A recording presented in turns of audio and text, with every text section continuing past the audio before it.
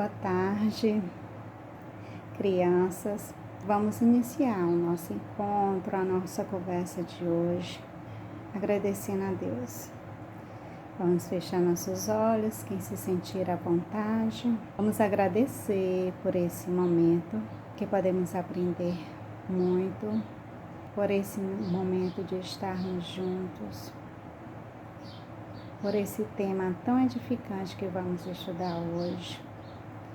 Agradecer por nossa saúde, por nossos familiares, por nossa paz.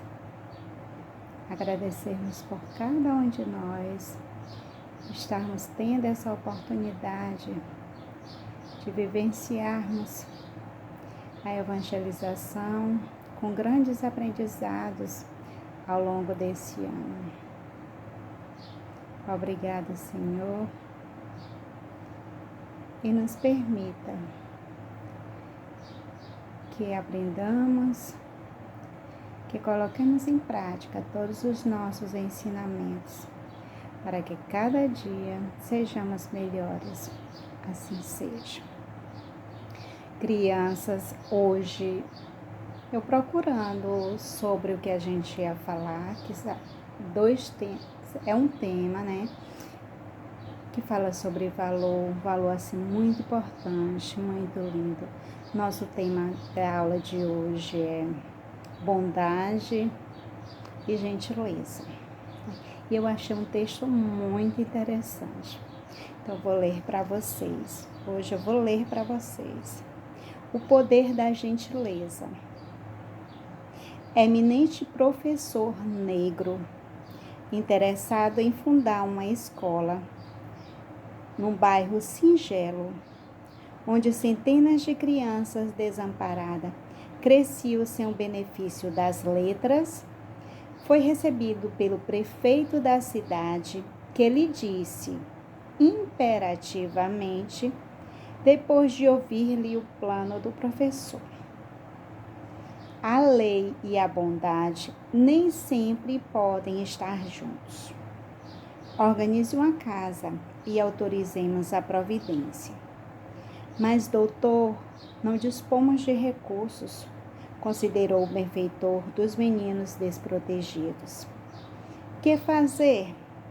De qualquer modo, cabe-nos amparar os pequenos analfabetos. O prefeito reparou-lhe demoradamente a figura humilde.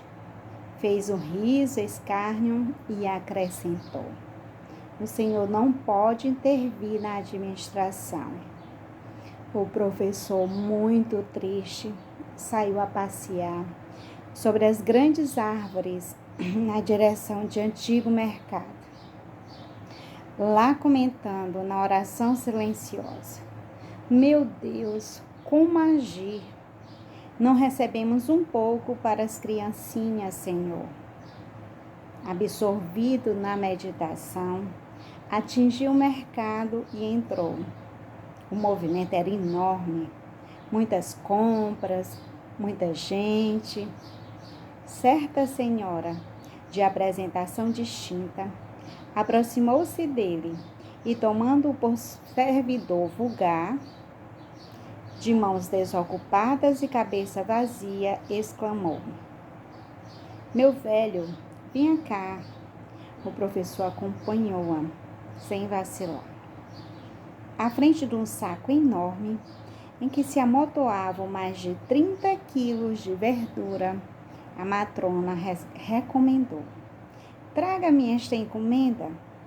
Colocou ele o fardo nas costas e seguiu. Caminharam seguramente uns 500 metros e penetraram a elegante vivenda onde a senhora voltou a solicitar. Tenho visitas hoje. Poderá me ajudar no serviço geral?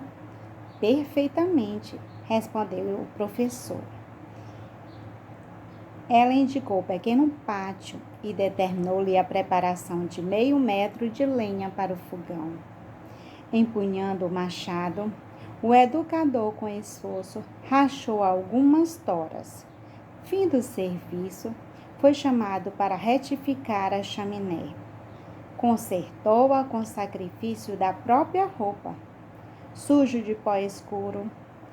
Da cabeça aos pés, recebeu ordem de buscar um peru assado, à distância de 2 quilômetros. Pôs-se a caminho, trazendo o grande prato em pouco tempo. Logo após, atirou-se à limpeza de extenso recinto em que se efetuaria laudo almoço. Nas primeiras horas da tarde, 7 pessoas davam entrada no fidalgo domicílio. Entre elas, relacionava-se o prefeito, que anotou a presença do visitante da véspera, apresentando a seu gabinete por autoridades respeitáveis. Reservadamente, indagou da irmã, que era a dona da casa, quanto ao novo conhecimento, conversando ambos em surdina. Ao fim do dia, a matrona distinta e autoritária, com visível desapontamento, veio ao servo improvisado e pediu o preço dos trabalhos. Não pense nisto, respondeu com sinceridade. Tive muito prazer em ser-lhe útil. No dia imediato, contudo, a dama da véspera procurou-o na casa modesta em que se hospedava e, depois de rogar-lhe desculpas, anunciou-lhe a concessão de amplo edifício destinada à escola em que pretendia estabelecer. As crianças usariam o patrimônio à vontade e o prefeito autorizaria a providência com satisfação. Deixando transparecer nos olhos úmidos a alegria e o reconhecimento que lhe reinava na alma, o professor agradeceu e beijou-lhe as mãos respeitoso. A bondade dele vencera os impedimentos legais. O exemplo é mais vigoroso que a argumentação.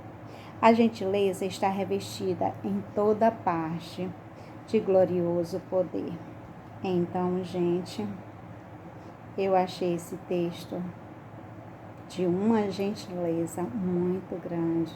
Vamos refletir sobre esse texto. É um professor muito preocupado, né, com as crianças, né, analfabetas. Foi até a pessoa que representa, né, a cidade no momento, que era o prefeito. De antemão, o professor era negro, né? Aí já está o preconceito, né, em relação à cor. E ele, muito preocupado com as crianças, ele recorreu à figura da cidade que poderia ajudar, que no caso era o prefeito.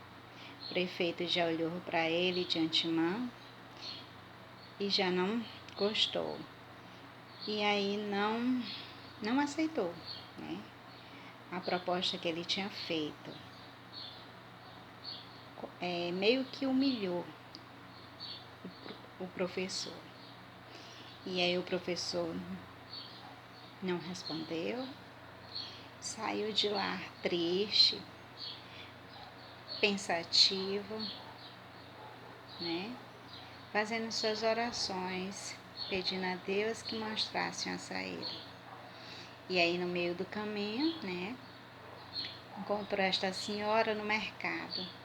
E a senhora achou que ele seria um dos ajudantes que ficam por lá. Pediu ajuda.